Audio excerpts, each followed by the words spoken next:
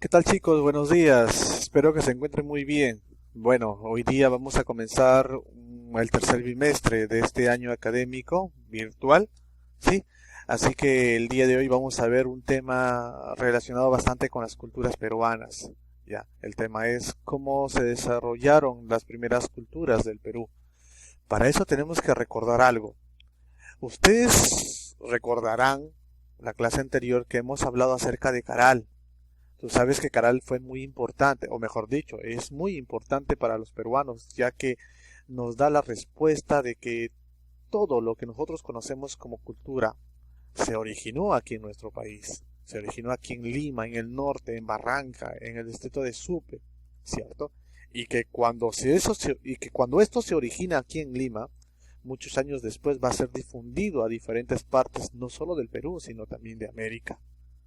Recuerden que gracias a los estudios hechos por la doctora Ruth Chadi podemos saber nosotros que el origen de las culturas en América puede ser, o como se dice, ¿no? Quizás se originó aquí en nuestro país. Así que hay que sentirnos orgullosos de eso. ¿Está bien? Pero nosotros sabemos que Caral va a vivir aproximadamente unos 1000 a 2000 años y que después de eso, desafortunadamente, por muchos motivos, va a terminar desapareciendo. Las personas de Caral van a terminar migrando, yéndose a diferentes lugares del territorio peruano para seguir viviendo, para seguir desarrollándose. Y ahí es donde aparece por primera vez las culturas peruanas propiamente dichas. Recuerden que nosotros hemos visto en la clase pasada que las culturas peruanas se van a clasificar, o mejor dicho, van a estar ubicadas cronológicamente en 5 periodos. Y de esos 5 periodos, 3 van a ser horizontes y 2 van a ser intermedios. ¿Se recuerdan? Ahora tú me preguntarás, profesor, ¿y qué cosa es un horizonte y qué cosa es un intermedio? Bueno, miren acá. Un horizonte es una etapa, un periodo de la historia de nuestro Perú, ¿cierto? Donde una sola cultura, se va a encargar de dominar a diferentes extensiones o diferentes regiones del actual territorio peruano. ¿Ya? En un horizonte va a aparecer una cultura quien va a comenzar a expandirse y va a terminar consumiendo a los diferentes grupos humanos o culturas que van a existir en ese lugar, los va a anexar y los va a volver suyas. ¿Ya? Eso es cuando hablamos de un horizonte. Profesor, ¿y qué cosa es un intermedio? Un intermedio hace referencia a la aparición de muchas culturas, obviamente pequeñas, en diferentes regiones de nuestro país. ¿Ya? O sea, profesor, un horizonte con un intermedio son diferentes, son muy diferentes. Un horizonte es cuando una cultura comienza a unificar a muchas culturas y se vuelve una, y un intermedio es cuando de una cultura se parte, se fragmenta y aparecen muchas otras culturas. Es por eso que decimos que van a existir 3 horizontes y 2 intermedios, que van a ser los 5 periodos de la historia de las culturas peruanas. 3 más 2, 5. Ahorita vamos a hablar del primer periodo. ¿Cómo se llamó este primer periodo? Horizonte temprano. Recuerden qué cosa es un horizonte, ya les expliqué. Pero a este horizonte temprano también se le va a conocer como la primera unificación andina. ¿Por qué primera? Porque va a ser la primera vez que se va a hacer. ¿Qué cosa, profesor? ¿Qué cosa es lo que se va a hacer? Unificación. ¿Qué cosa se va a unir? A los diferentes grupos humanos se les va a unir en una sola cultura.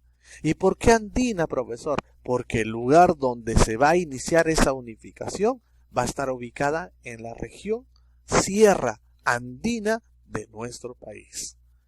En este periodo van a existir 2 culturas. La principal, la cultura Chavín, que va a durar aproximadamente 1000 a 2000 años aproximadamente y va a vivir en todo este periodo, va a existir.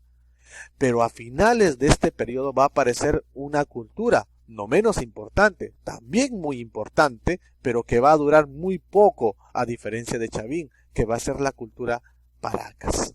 Chicos, pero ya vamos a hablar más adelante de la cultura Paracas. Ahorita centrémonos de la cultura Chavín. Entonces, cuando hablemos de Horizonte Temprano, automáticamente en tu cabecita tiene que aparecer Chavín. ¿Por qué? Porque fue la cultura que va a desarrollarse en el Horizonte Temprano. Se va a originar hace unos 1200 años antes de Cristo, hasta los años 200 antes de Cristo. O sea, muchos dicen que va a durar 1000 años, pero esos son aproximaciones. En nuestro país no existe ni existió ningún documento escrito en el pasado. Así que tiene que ser solamente por aproximaciones. Pudo haber durado un poquito más, pudo haber durado un poquito menos, pero bueno, por eso se pone aproximadamente este tiempo. ¿Quién lo descubrió? El arqueólogo peruano Julio César Tello. Su nombre no hace falta que se esté diciendo mucho. Basta el hecho de decir Julio César Tello, automáticamente sabes que fue el padre de la arqueología peruana. Es uno de los más grandes representantes de nuestra historia en el Perú. ¿Ya, chicos? Su estado fue teocrático. ¿Qué significa teocrático, profesor? Cuando hablamos de teocrático, hablamos de tipo de gobierno. Profesor, ¿quién gobernó Chavín? ¿El presidente del Perú? No, el presidente del Perú no gobernó Chavín. Los que van a gobernar Chavín van a ser los sacerdotes, las personas encargadas de dirigir, de administrar las riquezas, de hablar con los dioses, de tener muchos conocimientos. A esas personas se les va a llamar sacerdotes, y estas personas son los que se van a encargar de gobernar Chavín. Miren, esta pirámide, este triángulo, es el triángulo de la clase social de Chavín. En la parte alta encontramos a los sacerdotes, que son los dirigentes, miren, los que van a dirigir todo, controlar todo. En la clase media, no tan pobres por decirlo así, porque también fueron muy importantes, existieron los especialistas. Ya vamos a ver por qué fueron importantes los especialistas, ¿ya, chicos? Y en la parte mucho más abajo, obviamente, está el pueblo, el que suda, el que se esfuerza, el que se rompe la espalda trabajando para mantener a los especialistas y a los sacerdotes. Obviamente era el pueblo, que era la mayor cantidad de personas que existieron en ese entonces. ¿Ya, chicos? Sigamos avanzando. Miren aquí. Por eso les digo yo, horizonte, pues chicos, horizonte es temprano. ¿Sabe por qué? Porque miren cuánto territorio abarcó la cultura Chavín. Miren todo lo que está aquí, miren todo lo que estoy sombreando con el cursor, o mejor dicho, delineando con el cursor. Todito eso es el territorio de la cultura Chavín.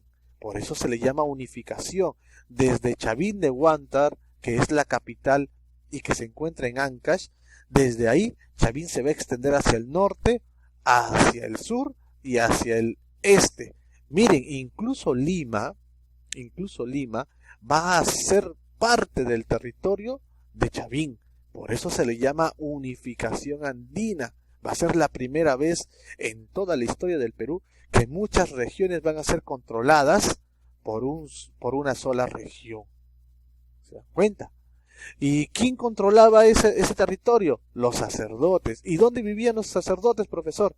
En estos templos. Estos templos eran en forma de U, y estos templos lo podías encontrar en diferentes lugares de estas regiones. Por aquí existían este tipo de templos donde vivía el sacerdote, y obviamente los que construían ese templo eran los especialistas, que ya vamos a hablar más adelante. ¿Ya, chicos?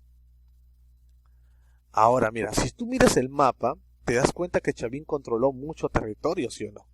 ¿Sí o no? Ahora tú dirás, no, ese Chavín, seguro las personas que vivían en Chavín tenían un fuerte poder militar, eran poderosos, tenían un ejército enorme, por eso controlaron grande territorio. Pero la respuesta es no, chicos. Los hombres de Chavín no tenían militares, no poseían un ejército poderoso. Y entonces, ¿cómo controlaron tanto territorio, profesor? La respuesta está en su religión, chicos. Su religión fue tan importante, cumplió un rol muy importante en la sociedad Chavín. ¿Por qué razón? Porque su religión fue represiva. Su religión fue el encargado de infringir miedo a las personas para que estas personas pudieran trabajar y tributar para los gobernantes de Chavín. ¿Así, profesor, dirás tú? Sí.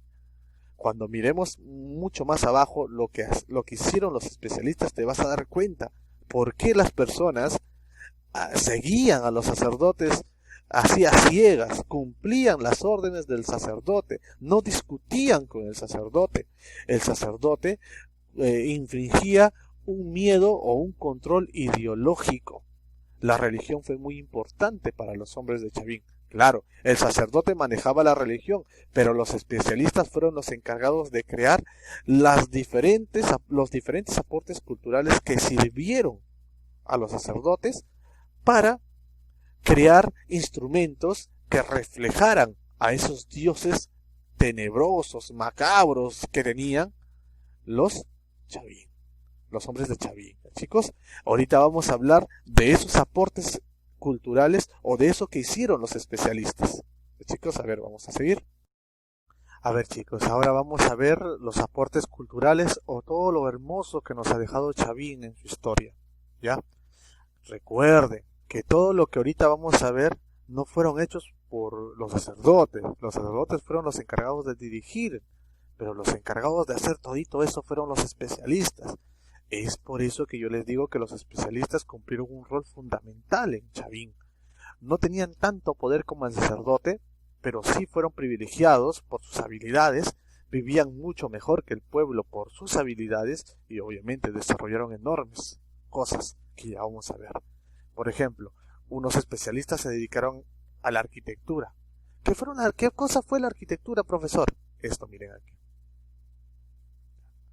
Los enormes templos que nosotros hemos visto arriba, el templo de Chavín de Huántar, por ejemplo, y todos los demás templos que Chavín construyó en todo su territorio que dominó, fueron hechos por estos especialistas llamados arquitectos. Ellos desarrollaron estos enormes templos que sirvieron como hacienda, como vivienda de los sacerdotes. Los templos cumplieron la función de ser centros administrativos, centros de control. Desde ese lugar, el sacerdote infringía, ¿no?, miedo por medio de sus dioses a todo el pueblo que se encontraba en sus alrededores. La gente se acercaba a estos templos para tributar, para rendirle culto a los dioses, para dar su alimento, para alimentar al sacerdote, a los especialistas. ¿Ya? Estos fueron hechos por especialistas llamados arquitectos. ¿Ya, chicos? La construcción de los templos fueron hechos por los arquitectos.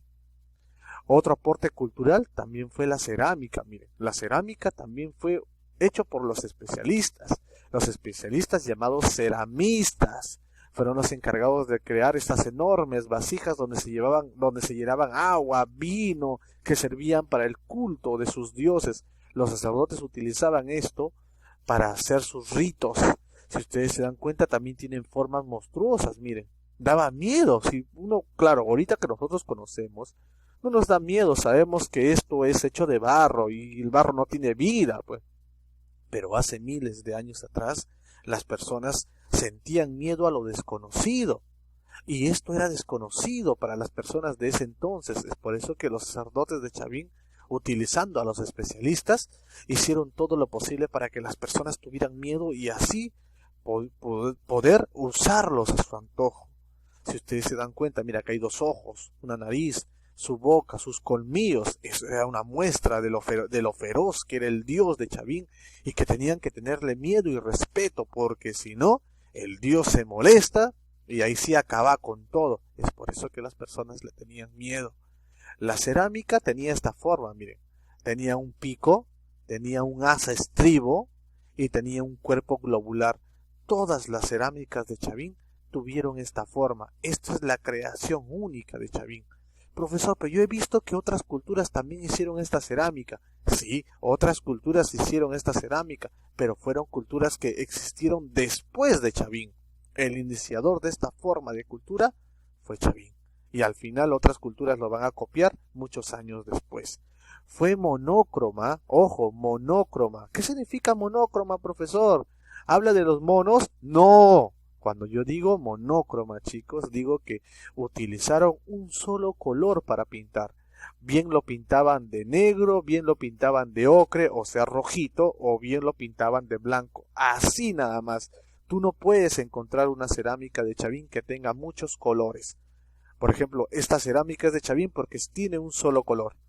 Si tuviera acá un color aquí, otro por aquí, ya no sería de Chavín, porque las ceramistas de Chavín utilizaban la técnica llamada monocromía o monócroma, que significa usar un solo color. Esto es lo más hermoso que hizo Chavín. La escultura fue donde más destacó. Profesor, ¿y qué utilizaron para la escultura? Utilizaron enormes bloques de piedra. ¿Cómo se llamaban a los especialistas que hicieron la escultura en Chavín? Se les llamaba chancapedreros. ¿Cómo es eso, profesor? ¿Chancaban la piedra? Efectivamente. ¿Tú crees que utilizaron martillo, combo, cincel, máquinas de cortar? No, pues ellos utilizaban piedras para chancar otras piedras. Por eso se les conocía como chancapedreros. Profesor, ¿y qué cosa hicieron en la escultura? Hicieron esto, miren. Esto es lo más hermoso que Chavín nos ha dejado para nuestra historia. Todas estas imágenes que tú ves aquí, miden, en la realidad, miden 4 o 5 metros. Imagínate, y están hechos de piedra. Imagínate cuánto crees tú que tardó ese especialista en tallar esto en piedra, y no con instrumentos que ahora conocemos, sino con piedra. Estos chancapedreros, por eso se les llamaba especialistas, pues. ¿Tú crees que esto lo hacía cualquier persona? ¿Tú crees que cualquier persona podía hacer esto? No, ni siquiera yo, ni siquiera ustedes. Esto tiene que ser un artista. Pero en ese tiempo no se les conocía como artistas, se les conocían como especialistas. Y si tú te has dado cuenta, todos de estos tienen un aspecto terrorífico. Miren, mira este dios, con ojos saltones, con colmillos, tienen serpientes por aquí, garras. Mira acá esta cabeza, mira esta cabeza de un sacerdote. Tiene colmillos, tiene ojos salidos. Mira mira este dios de aquí, tiene colmillos, tiene garras. Todito eso fue hecho por órdenes de los sacerdotes. Los especialistas seguían las órdenes del sacerdote y hacían estas obras de manera terrorífica. ¿Para qué? Tú dirás. Ya te dije. Lo hacían de manera terrorífica para que la gente tuviera miedo, para que la gente dijera, no, qué miedo, mejor hago lo que dice el sacerdote, porque si no, ese Dios realmente da mello, ¿cierto? Es por eso que los sacerdotes hacían eso, chicos, para que esta población pudiera cumplir las órdenes que ellos pusieran sin discutir, sin decir por qué, nada. Durante casi 1000 años, los sacerdotes de Chavín utilizaron a los especialistas para hacer todas estas obras magníficas con la única finalidad de que el pueblo siguiera tributando o pagando en especies, en alimentos, a los sacerdotes, y así los sacerdotes pudieran vivir bien. ¿Se dan cuenta? La religión fue un elemento fundamental para Chavín. Ya, chicos, les voy a dejar esta pequeña actividad. Miren, tienen que ver el video y entender, obviamente. Tienes que copiarlo en tu cuaderno. Ojo, chicos, por favor, cópialo. No quiero que lo pegues. Las imágenes sí, obviamente. Pero la clase tienes que copiarlo, leerlo y copiarlo. ¿Ya? Y me vas a buscar información. ¿Por qué razón desaparece Chavín? Esto es lo que quiero que me busques información. ¿Qué le pasó a los hombres de Chavín? ¿Por qué si les estaba yendo tan bien, desaparecieron, profesor? Bueno, algunos dicen que va a aparecer otro grupo de personas que se van a llamar militares. Estos grupos de personas llamados militares no van a creer en los dioses de Chavín y al final van a terminar expulsando, votando a los sacerdotes. ¿Sí? Y van a volverse ellos los nuevos gobernantes. Es por eso que desaparece la cultura de Chavín. Bueno, es una de las ideas, ¿no? Ustedes tienen que buscar información, leerla y escribirme en su cuaderno. Ya, chicos, ahí nos vamos a quedar. Gracias, cuídense mucho, hasta luego.